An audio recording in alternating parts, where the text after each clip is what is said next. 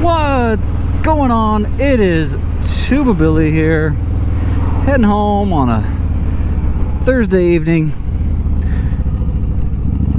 It has been a fun day.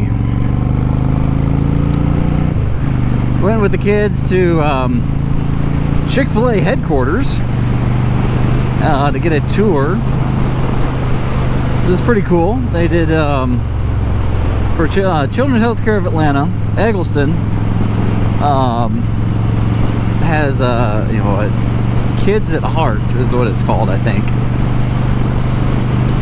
And basically it's an outreach for kids and families of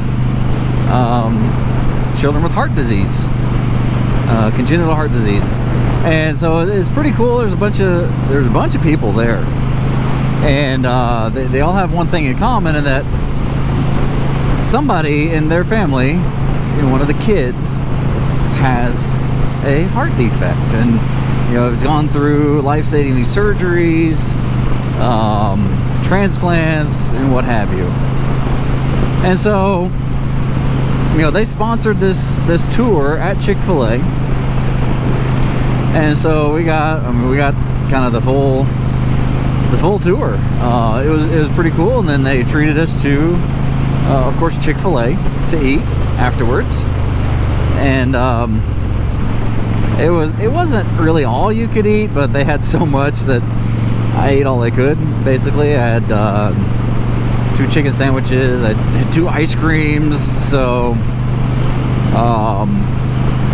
they had kids, things the kids could play. My 3-year-old was following the cow mascot everywhere. In fact, when the mascot left, all of a sudden I couldn't find my son, and I was like, oh no, where is he? I can't see the cow, so I can't see him, because before, whenever I would lose track of him, I would just find the cow, and there he was.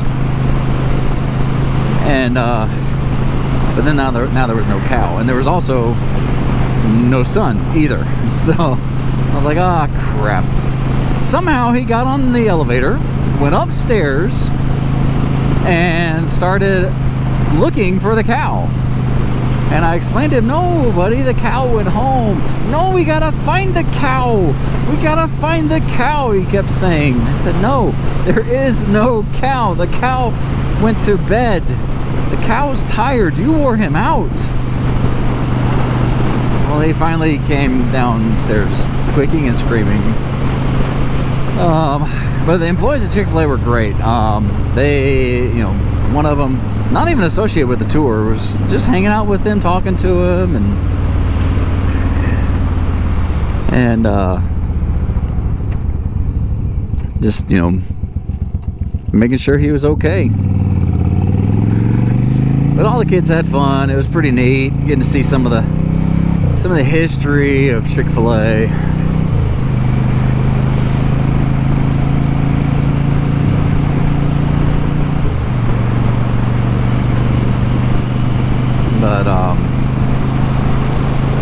But yeah, that was today, and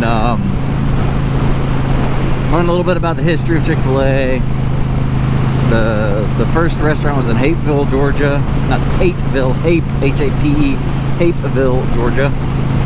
And it's called the Dwarf Grill. And the reason it was called the Dwarf Grill was because it was so small. It only seated like 25.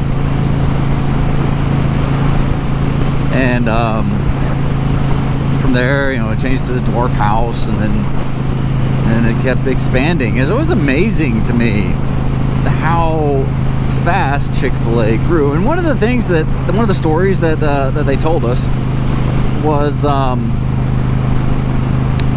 in the Dwarf Grill, there's a cigarette machine. And back in the 40s, everybody smoked, and they didn't know it was bad for you, but everybody smoked.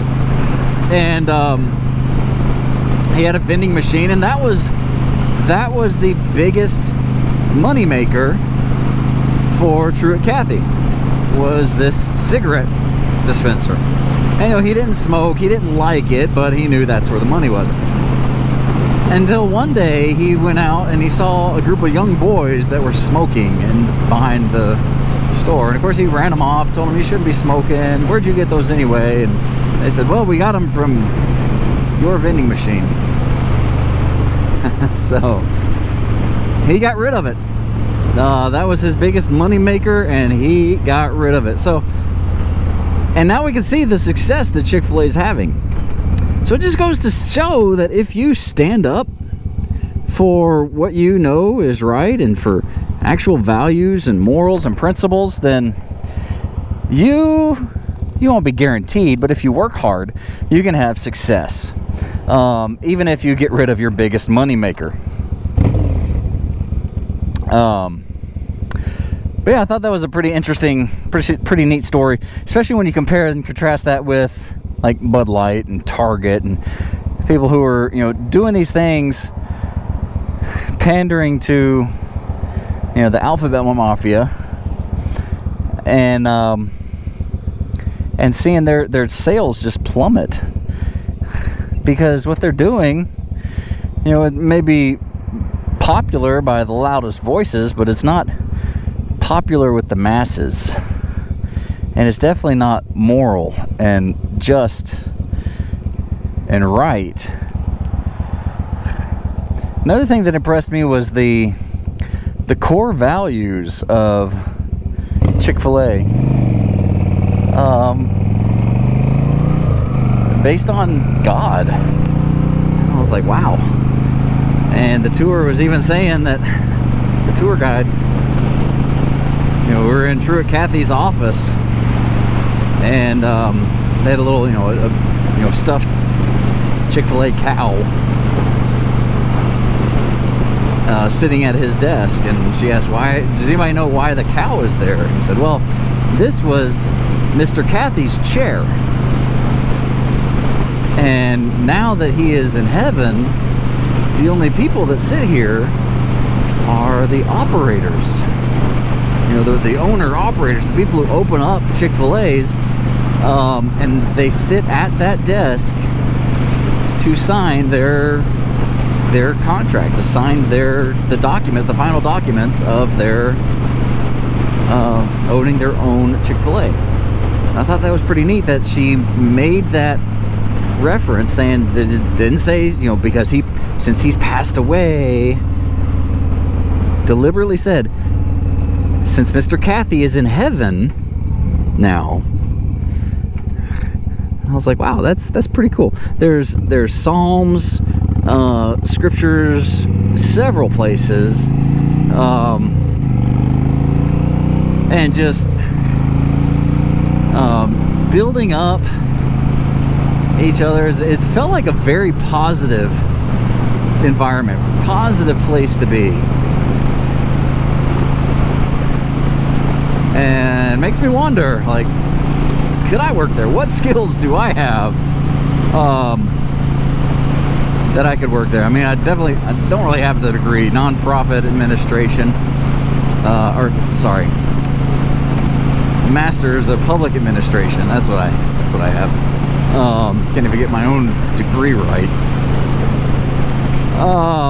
That's not really public administration, but they do public outreach, so maybe there's something in there, but not that I'm looking for a new job. But it did seem like a pretty neat place to be. Even when my son was gone, everyone was very nice, very helpful. And the one that was, she's obviously off the clock. She's in her normal clothes, had her backpack on, heading out the door. She's just chilling with him. I want to make sure that he was okay. Telling him the cow's not here. He is bound and determined to find that cow. But anyway. So Chick-fil-A is a good place, and it shows the fact that, they have stayed closed on Sundays. That's been their thing since the beginning. And And despite all these calls for boycotts from the leftist, it doesn't work. Because whatever Chick-fil-A is doing, they've got it figured out. If you go to a Chick-fil-A drive-thru, yeah, the drive-thru might be a mile long, but you're gonna get there pretty quick. You're gonna get through it. They're gonna get you your food. They're gonna do it with a smile, and your food's gonna be good. Now, if you go to a McDonald's with the drive-thru the mile long, it's gonna take you hours to get through it. You're probably gonna have rude employees, because I've had rude employees at McDonald's. They're probably gonna get your order wrong, because I've gotten my order wrong at McDonald's. You know, Burger King, Wendy's, all of them. You know, they need to definitely take note from Chick-fil-A, because Chick-fil-A's got something going right. And with that, I'm going to stare straight into the sun again. It's like my morning commute staring into the sun, my afternoon commute staring in the sun. Got a sun visor on this thing, but it is not very dark. I need to wear some sunglasses as well. They don't have the tinted visor anymore. It's out of stock everywhere. So I guess I'll just cram some sunglasses in my helmet. But anyway, be excellent to each other. Tuba Billy signing out. God be with you till we meet again.